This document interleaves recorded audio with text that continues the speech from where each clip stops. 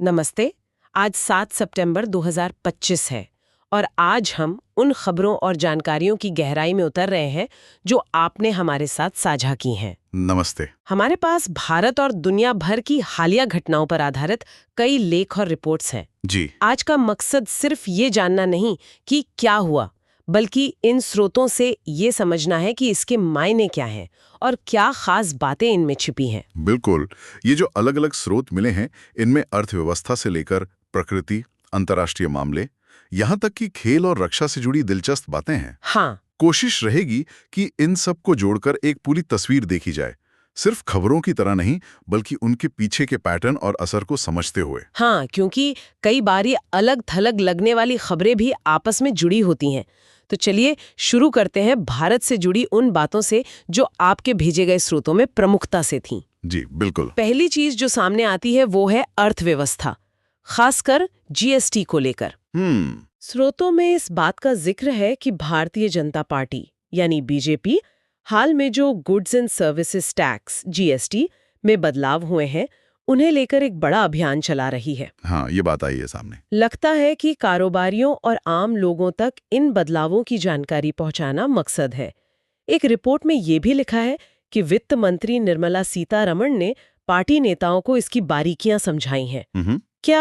क्या इन स्रोतों में ये बताया गया है कि किन खास बदलावों पर जोर है? हाँ, जो दस्तावेज देखने को मिले उनसे लगता है कि ये अभियान मुख्य रूप से प्रक्रिया को सरल बनाने, मतलब सिंप्लीफिकेशन, और कुछ खास सेक्टरों जैसे छोटे और मझोले उद्योगों एमएसएमईज को मिलने वाली राहतों पर केंद्रित है। अच्छा। एक विश्लेषण ये भी इशारा कर रहा है कि शायद कुछ राज्यों में चुनाव नजदीक होने की वजह से भी इस अभियान को तेजी दी जा रही है, ताकि सरकार के आर्थिक सुधारों का एक सकारात्मक संदेश जाए। लेकिन साथ ही कुछ व्यापारिक संगठनों के हवाले से चिंताएं भी जाहिर की गई हैं, खासकर इनपुट टैक्स क्रेडिट को लेकर जो कुछ जटिलताएं वो अभी भी बनी हुई हैं। अच्छा, तो ये सिर्फ जानकारी देना नहीं बल्कि एक तरह से हाँ, बिल्कुल। एक तरह से सरकार की आर्थिक नीतियों का प्रचार भी है, जिसमें दोनों पहलू दिख रहे हैं, सरकार का पक्ष और व्यापारियों की कुछ चिंताएं। चलिए अर्थव्यवस्था से ही जुड़ी एक और अहम बात पर आते हैं जो आपके दिए गए आंकड़ों में साफ दिख रही है। विदेशी निवेशकों का पैसा निकालना। हाँ, ये आंकड़ा काफी चौंकाने वाला है। सितंबर के पहले हफ्ते में ही विदेशी पोर्टफोलियो निवेशकों यानी एफपीआईज, मतलब वो विदेशी संस्थाएं जो भारतीय शेयर बाजार में निवेश करती हैं, उन्होंने करीब 12,257 करोड़ रुपए यानी लगभग 1.4 बिलियन डॉलर निकाल लिए हैं सिर्फ एक हफ्ते में। हाँ, ये सिर्फ एक हफ्ते का आंकड़ा है जो काफी बड़ा है। इतना पैसा अचानक क्यों निकाला जा रहा है? क्या स्रोत इसके पीछे कोई एक बड़ी वजह बता रहे हैं या कई सारे कारण हैं? जो रिपोर्ट्स आपने दी हैं उनमें कई वजहें एक साथ काम करती दिख रही हैं।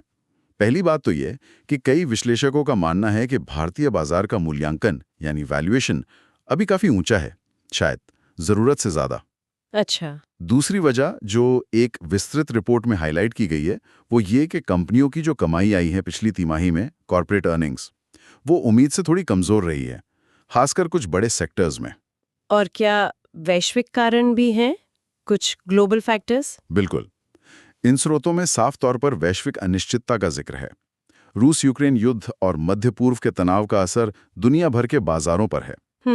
साथ ही अमेरिका में ब्याज दरें बढ़ने की आशंका और डॉलर के मजबूत होने से भी निवेशक भारत जैसे उभरते बाजारों से पैसा निकालकर अमेरिकी बाजार या आप कह सकते हैं सुरक्षित जगहों पर लगा रहे हैं। अच्छा।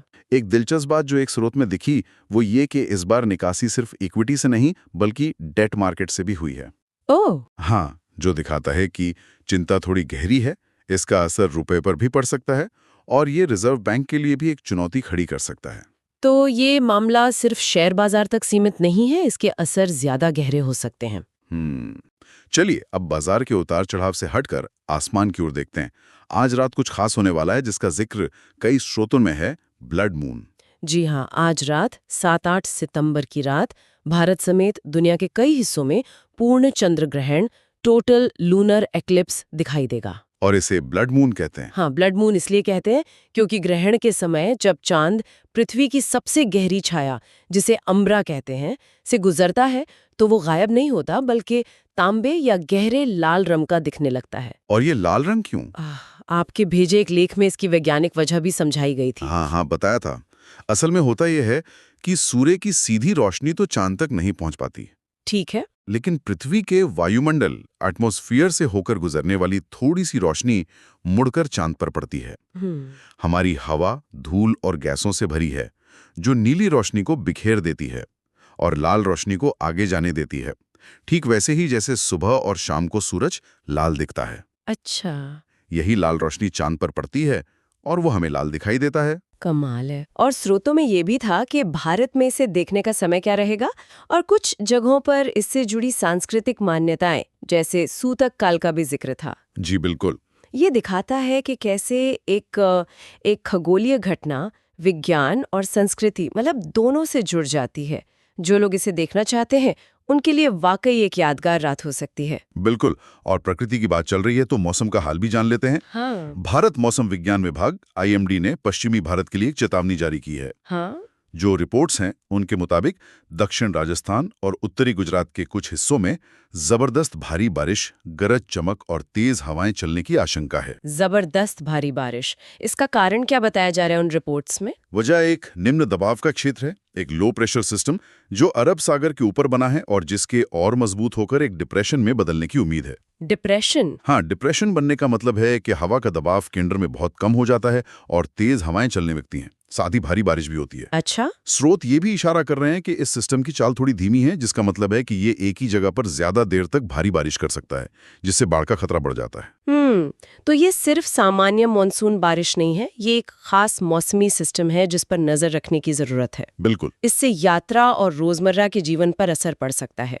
प्रशासन को भी तैयार रहना होगा फिर तो। निश्चित रूप से स्थानीय प्रशासन की तैयारियों और लोगों के लिए जारी एडवाइजरी का भी जिक्र कुछ स्थानीय समाचार स्रोतों में है। सुरक्षा सबसे पहले। चलिए अब खेल के मैदान की तरफ चलते हैं। बिहार के राजगीर में पुरुषों का एशिया कप हॉकी टूर्नामेंट आज खत्म हो रहा है। हाँ। जो स्पोर्ट्स रिपोर्ट्स आपने भेजी हैं उनमें इसका काफी कवरेज है। भारत समेत एशिया की टॉप टीमें इसमें खेल रही हैं। हाँ, ये टूर्नामेंट एशिया में हॉकी का सबसे बड़ा खिताब तो है ही, लेकिन इस बार इसका महत्व और भी ज्यादा है। क्यों? जैसा कि एक रिपोर्ट में साफ लिखा है, ये टूर्नामेंट 2026 में होने वाले FIH हॉकी विश्व कप के लिए क्वालिफाइंग इवेंट भी है। ओह अच्छा। यानी यहाँ के प्रदर्शन के आधार पर टीमों को वर्ल्ड कप में जगह मिलेगी। इसलिए हर मैच कांटे का रहा है और फाइनल में भी जोरदार टक्कर देखने को मिल सकती है। तो ये सिर्फ ट्रॉफी की लड़ाई नहीं बल्कि वर्ल्ड कप की टिकट की भी जंग है।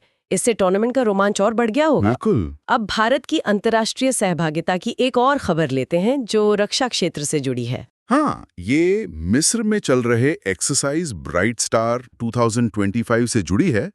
आपके दिए गए रक्षा विश्लेषणों में इसका उल्लेख है। भारत के 700 से ज्यादा सैनिक इस बहुराष्ट्रीय सैन्य अभ्यास में हिस्सा ले रहे हैं।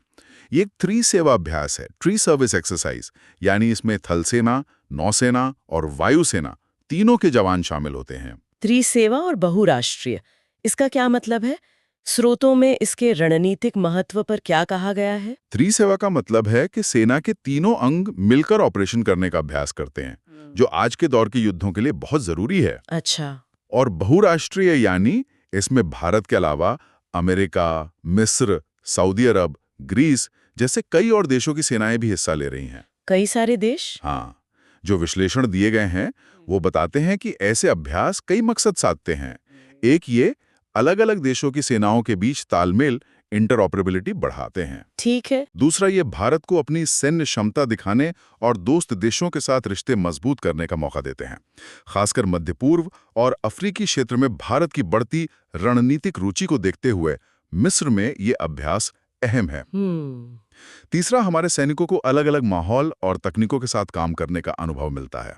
तो ये सिर्फ एक रूटीन अभ्यास नहीं बल्कि इसके गहरे रणनीतिक मायने हैं भारत की विदेश और रक्षा नीति के लिए। बिल्कुल। ये तो हुई भारत से जुड़ी कुछ अहम बातें जो आपके भेजे स्रोतों से निकल कर आईं। अर्थव्यवस्था, प्रकृति, मौसम, खेल, रक्षा और अंतर्राष्ट्रीय संबंध। अब दुनिया के बाकी हिस्सों पर नजर डालते हैं और यहाँ यूक्रेन से जुड़ी खबर काफी गंभीर लग रही है। हाँ, ये वाकई चिंताजनक है। जो रिपोर्ट्स हैं उनके मुताबिक रूस ने हाल ही में यूक्रेन पर अब तक का शायद सबसे बड़ा हवाई हमला किया है। सबसे बड़ा? हाँ, ऐसा कहा जा रहा है। इसमें 800 से ज्यादा ड्रोन और मिसाइलों का इस्तेमाल हुआ है, जिनसे यूक्रेन के कई शहरों, खासकर ऊर्जा ठिकानों, एनर्जी इंफ्रास्ट्रक्चर और नागरिक इलाकों को निशाना बनाया गया है। और एक खबर जो खासतौर पर ध्यान खींच रही है वो ये कि कीव में पहली बार किसी मुख्य सरकारी इमारत पर हमला हुआ और उसमें आग लग गई। इसका क्या मतलब निकाला जा रहा है? ये बहुत अहम बात है। अब तक रूस बड़े पैमाने पर हमले तो कर रहा था, लेकिन राजधानी कीव में सीधे मुख्य सरकारी इमारत को निशाना बनाना, जैसा कि एक स्रोत विश्लेषण कर रहा है, ये युद्ध के एक नए और ज्यादा खतरनाक दौर का संकेत हो सकता है। ऐसा क्यों? इसका एक मकसद तो शायद यूक्रेनी सरकार के हौसले पस्त करना और काम में बाधा डालना है। दूसरा, ये रूस की तरफ से एक तरह का संदेश भी हो सकता है कि वो कहीं भी हमला करने में सक्षम है। इस हमले में कम से कम 4 लोगों की मौत की खबर है, जिसमें एक बच्चा भी शामिल है और दर्जनों घायल हैं। नागरिक ठिकानों को इतना भारी नुकसान पहुंचाना अंतर्राष्ट्रीय नियमों का उल्लंघन है और इसकी कड़ी निंदा भी हो रही है। 800 से ज्यादा ड्रोन और मिसाइल, ये आंकड़ा भी अपने आप में बता रहा है कि हमला कितना भीषण था। क्या स्रोतों में ये भी बताया गया है कि यूक्रेन इसका जवाब कैसे दे रहा है या अंतर्राष्ट्रीय प्रतिक्रिया क्या है? यूक्रेनी एयर डिफेंस ने इनमें से कई मिसाइलों और ड्रोनों को मार गिराने का दावा किया है, लेकिन जाहिर है इतने बड़े हमले को पूरी तरह रोकना मुश्किल था। हाँ, बिल्कुल। अंतर्राष्ट्रीय स्तर पर खासकर पश्चिमी देशों ने इसकी कड़ी निंदा की है और यूक्रेन को और ज्यादा एयर डिफेंस सिस्टम देने की बात दोहराई है। लेकिन ये घटना दिखाती है कि युद्ध अभी खत्म होने से बहुत दूर है और ये और भी ज्यादा विनाशकारी हो सकता है। सच में ये बहुत ही गंभीर स्थिति है। अब ऑस्ट्रेलिया चलते हैं, जहां से मिली-जुली खबरें आ रही हैं, जैसा कि आपके दिए गए समाचार क्लिपिंग से पता चलता है। हाँ। एक तरफ दुखद घटनाएं हैं तो दूसरी तरफ कुछ सकारात्मक भी। हाँ, दुखद खबर सिडनी एयरपोर्ट से है, जहां एक फ्रेट टर्मिनल कर्मचारी की गाड़ी की चपेट में आने से मौत हो गई। ये काम की जगह पर सुरक्षा से जुड़ा सवाल उठाता है। दूसरी ज्यादा चिंताजनक घटना मेलबर्न के कॉबल बैंक इलाके से है, जहां 2 बहुत ही कम उम्र के लड़कों 12 और 15 साल के की चाकू मार के हत्या कर दी गई। 12 और 15 साल? जी। अधिकारियों को शक है कि यह गैंग वॉर का नतीजा हो सकता है। ये तो बहुत ही भयानक है। क्या ऑस्ट्रेलिया से जुड़े स्रोतों में इस तरह की युवा हिंसा पर कोई और जानकारी है? हाँ, कुछ लेखों में ऑस्ट्रेलिया के बड़े शहरों में बढ़ती युवा हिंसा, चाकुओं के बढ़ते इस्तेमाल और सोशल मीडिया पर गैंग कल्चर के प्रभाव पर चिंता जताई गई है। ये घटना उसी बड़ी समस्या का एक दुखद उदाहरण लग रही है। इसके साथ ही ऑस्ट्रेलिया में इस समय ऑनलाइन बाल शोषण के मामलों में बढ़ोतरी की रिपोर्टें भी चिंता का विषय बनी हुई हैं, जिस पर सरकार और पुलिस सक्रिय है। अच्छा। बॉन्डी बीच पर गाजा संघर्ष को लेकर हुए विरोध प्रदर्शनों ने भी तनाव पैदा किया है और आप्रवासन नीति और रक्षा खर्च को लेकर भी राजनीतिक बहस तेज है। तो वहां एक साथ कई सामाजिक, सुरक्षा और राजनीतिक मुद्दे चल रहे हैं। लेकिन इन सबके बीच एक अच्छी खबर भी है जो पर्यावरण से जुड़ी है। न्यू साउथ वेल्स सरकार ने ग्रेट कोआला नेशनल पार्क बनाया है। ये वाकई एक बड़ी और सकारात्मक पहल है। इस पार्क के तहत 4,76,000 हेक्टेयर से भी ज्यादा जमीन को संरक्षित किया गया है, खासकर कोआला के रहने के ठिकानों को। बहुत बड़ा एरिया है ये तो। हाँ, बहुत बड़ा। इसका मतलब है कि अब इस विशाल क्षेत्र में जंगल काटने पर रोक लग जाएगी। कोआला ऑस्ट्रेलिया का एक प्रतिष्ठित जानवर है और उनकी आबादी काफी घट रही थी। ये पार्क उनके और दूसरे जंगली जानवरों के भविष्य के लिए उम्मीद जगाता है। सही बात है। ये दिखाता है कि चुनौतियों के बीच भी संरक्षण के लिए बड़े कदम उठाए जा सकते हैं। ये जानना दिलचस्प है कि आज रात जो ब्लड मून भारत में दिख रहा है, वही यूएई संयुक्त अरब अमीरात में भी दिखेगा और वहां तो इसका लाइव स्ट्रीम भी किया जा रहा है।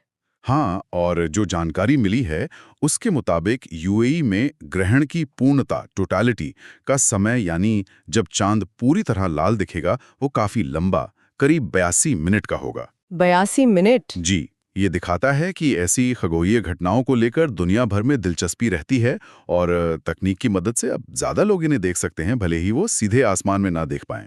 अब एक और अंतर्राष्ट्रीय खबर जिसका जिक्र आपके भेजे कुछ संक्षिप्त रिपोर्ट्स में था, ये मध्य पूर्व से है।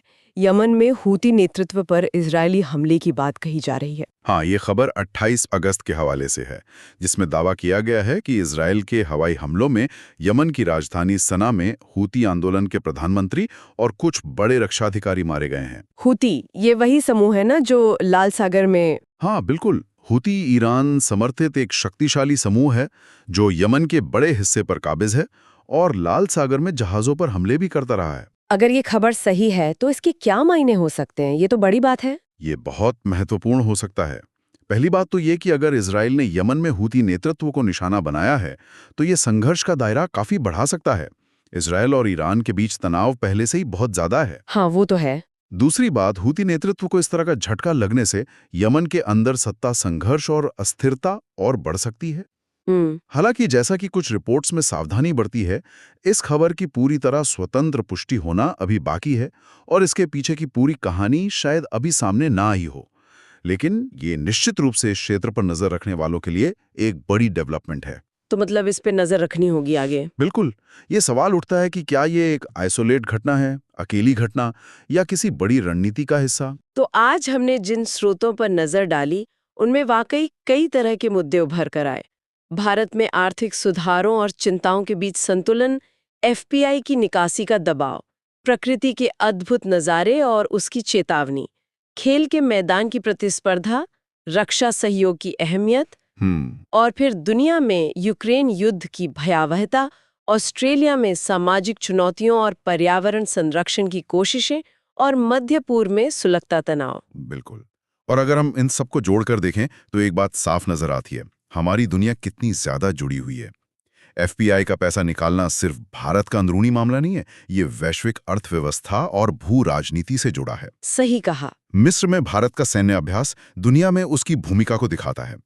यूक्रेन का युद्ध या यमन की घटना का असर हम तक भी पहुंच सकता है, चाहे वो तेल की कीमतों के रूप में हो या वैश्विक सप्लाई चेन में रुकावट के तौर पर। बिल्कुल। प्रकृति की घटनाएं जैसे चंद्र ग्रहण या भारी बारिश हमें याद दिलाती हैं कि हम एक ही ग्रह पर रहते हैं। सही कहा।